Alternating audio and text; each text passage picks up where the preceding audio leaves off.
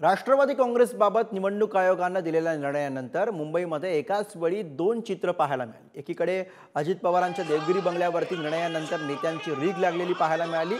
अजित पवारांच्या बंगल्याबाहेर राष्ट्रवादीचे कार्यकर्ते जल्लोष करताना दिसत होते। तसंच दुसरीकडे शरद पवारांच्या राष्ट्रवादीच्या कार्यालयाबाहेर शुकशुकाट पाहायला मिळाला। या कार्यालयाबाहेरून आढावा घेतलाय आमचे प्रतिनिधी धनंजय दळवी यांनी।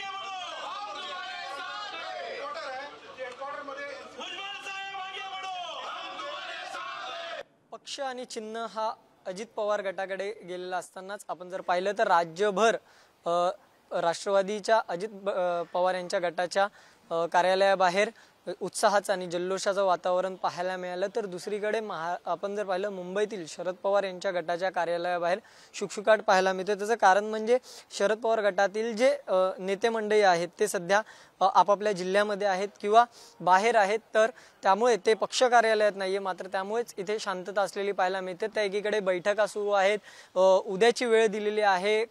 उद्या जे आहे त्यांना 3 चिन्ह असतील, पक्षाची नावं असतील, ही निवडणूक आयोगासमोर सादर करायचीच आहेत। मात्र त्याआधी जर पाहिलं तर सोशल मीडियाच्या आधारे पक्ष आणि चिन्ह हे फक्त आणि फक्त शरद पवार आहेत आणि आमच्या पक्षाचा चेहरा असेल किंवा आमच्या पक्षाचं चिन्ह आहे हे शरद पवार आहेत। त्यामुळे जरी अजित पवार गटाकडे राष्ट्रवादीचं घड्याळ हे चिन्ह गेलं असेल किंवा पक्षाचं नाव जे आहे ते गेलं असले, तरी आता आपण जर पाहिलं तर सोशल मीडियातून शरद पवार गटातील जी नेते मंडळी आहेत ती लोकांपर्यंत शरद पवार हेच आमचे नेते असल्याचं आणि हेच आमचं पक्ष आणि चिन्ह असल्याचं लोकांपर्यंत पोहोचवताना आपल्याला पाहायला मिळत आहेत।